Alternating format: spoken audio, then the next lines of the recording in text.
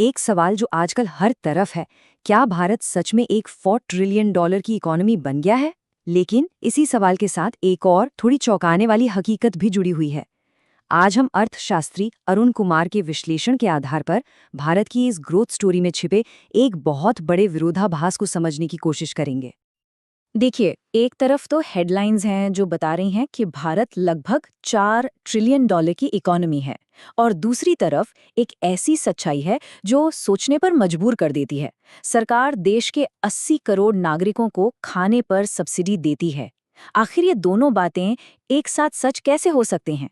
चलिए, आज इसी बड़ी पहेली को सुलझाते हैं। और देखिए, अर्थशास्त्री अरुण कुमार तो एक बिल्कुल ही अलग तस्वीर सामने रखते हैं। उनका साफ कहना है कि हम अभी 3.8 ट्रिलियन नहीं, बल्कि सिर्फ $2.5 ट्रिलियन की इकॉनमी है। तो सवाल ये है कि गिनती में इतनी बड़ी गलती आखिर हो कैसे सकती है? ऑफिशियल कैलकुलेशन में ऐसा क्या है जो हमारी नज़रों से छूट रहा है? तो इसका जवाब इस बात में छिपा है कि भारत में एक नहीं बल्कि दो अलग-अलग अर्थव्यवस्थाएं हैं। और असली समस्या ये है कि उन्हें मापने का जो तरीका है वो शायद सही नहीं है। जरा हमारे देश के वर्कफोर्स के इस बंटवारे को देखिए। ये सच में हैरान करने वाला है। 94% लोग असंगठित यानी अनऑर्गेनाइज्ड सेक्टर में काम करते हैं, जबकि सिर्फ 6% संगठित यानी ऑर्गेनाइज्ड सेक्टर में हैं। हाँ, 94%। इस नंबर को जरूर याद रखिएगा, क्योंकि यही पूरी कहानी की सबसे जरूरी कड़ी है। और असली प्रॉब्लम शुरू होती है यहाँ। देखिए, देश की जो ऑफिशियल जीडीपी ग्रोथ गिनी जाती है ना, वो तेजी से बढ़ते हुए ऑर्गेनाइज सेक्टर के डेटा से ली जाती है। और फिर बस ये मान लिया जाता है कि जो इतना बड़ा अनऑर्गेनाइज सेक्टर है वो भी उसी रफ्तार से बढ़ रहा होगा, जबकि सच इससे बिल्कुल अलग है। और गिनती का ये तरीका और भी ज्यादा भ्रामक हो जाता है जब हम ये देखते हैं कि पिछले कुछ सालों में अनऑर्गेनाइज्ड सेक्टर को एक के बाद एक 4 बड़े झटके लगे हैं। नोटबंदी से लेकर महामारी तक इन झटकों ने इस सेक्टर को सिकोड़ दिया है। लेकिन हमारा ऑफिशियल गणित अभी भी ये मानकर चल रहा है कि ये बढ़ रहा है। तो इस गलत गिनती का इंसानी तौर पर क्या असर होता है? ये बहुत बड़ा है। ये कागजों पर दिख रही ग्रोथ असल में एक बहुत बड़े बेरोजगारी के संकट को छिपा लेती है। बेरोजगारी के जो ऑफिशियल आंकड़े आते हैं वो तो बस कहानी का एक छोटा सा हिस्सा बताते हैं। अगर हमें पूरी स्थिति को समझना है तो हमें 4 अलग-अलग तरह की बेरोजगारी पर गौर करना होगा, जो एक ज्यादा पूरी और सच कहूं तो एक ज्यादा चिंताजनक तस्वीर पेश करती है। देखिए, ऑफिशियल आंकड़ों के अलावा एक है अल्प रोजगार, यानी वो लोग जिन्हें काम तो मिलता है लेकिन जरूरत से बहुत कम। फिर है प्रच्छन्न बेरोजगारी, जहां एक छोटी सी दुकान में जहां एक आदमी का काम है वहां परिवार के 3 लोग लगे हुए हैं।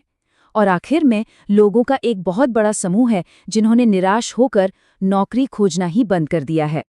जीएसटी यानी गुड्स एंड सर्विसेज टैक्स इसका एक बिल्कुल सटीक उदाहरण देता है कि कैसे एक अच्छी नीयत से लाई गई पॉलिसी भी अनजाने में छोटों के मुकाबले बड़ों को फायदा पहुंचा सकती है। अब इसको समझने के लिए एक चीज जाननी जरूरी है, इनपुट टैक्स क्रेडिट। ये जीएसटी सिस्टम का एक बहुत ही महत्वपूर्ण हिस्सा है। सोचिए, चायोस जैसी एक बड़ी चेन जो भी सामान खरीदती है उस पर दिए गए जीएसटी को वापस क्लेम कर सकती है। इससे उसकी लागत कम हो जाती है। लेकिन वहीं दूसरी तरफ एक गली का चाय वाला, वो भी अपने सामान पर जीएसटी देता है पर उसे वापस क्लेम नहीं कर सकता। नतीजा, वो कंपटीशन में पीछे रह जाता है।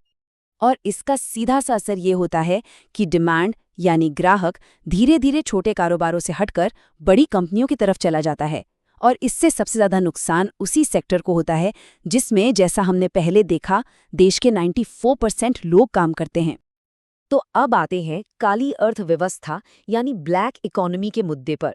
यह विश्लेषण कहता है कि नोटबंदी जैसी बड़ी नीतियां समस्या के एक बुनियादी तौर पर गलत डायग्नोसिस पर आधारित थीं। देखिए, ये पॉलिसी इस सोच पर बनाई गई थी कि काला धन मतलब कैश। लेकिन इस विश्लेषण के मुताबिक सच्चाई ये है कि कैश तो इलीगल वेल्थ का सिर्फ 1% हिस्सा होता है। सिर्फ 1%? सोचने वाली बात है। तो अगर कैश नहीं तो असली काली अर्थव्यवस्था आती कहां से है? ये विश्लेषण एक शक्तिशाली तिकड़ी की ओर इशारा करता है। बिजनेस, राजनीति और ब्यूरोक्रेसी में मौजूद करप्ट लोगों के बीच का एक गठजोड़। तो सवाल उठता है कि अगर समस्या इतनी गहरी है तो इसका समाधान क्या है? आगे का रास्ता क्या हो सकता है? यहाँ जो समाधान सुझाया गया है वो टॉप डाउन नहीं बल्कि बॉटम अप है, यानी माइक्रो सेक्टर और खेती को मजबूत किया जाए ताकि 94% लोगों की आमदनी बढ़े, जिससे आखिर में सबके लिए डिमांड बढ़ेगी। लेकिन इस सब का जो आखिरी और सबसे मुश्किल कदम है वो इकोनॉमिक से थोड़ा परे हैं। आखिर में ये तर्क इस नतीजे पर पहुंचता है कि इस चक्रव्यूह को तोड़ने के लिए सिर्फ नीतियां काफी नहीं हैं, बल्कि सिस्टम के हर लेवल पर जवाबदेही यानी अकाउंटेबिलिटी के लिए एक जन आंदोलन की जरूरत है। ये एक ऐसा बड़ा सवाल है जो हम सबको सोचने के लिए छोड़ जाता है।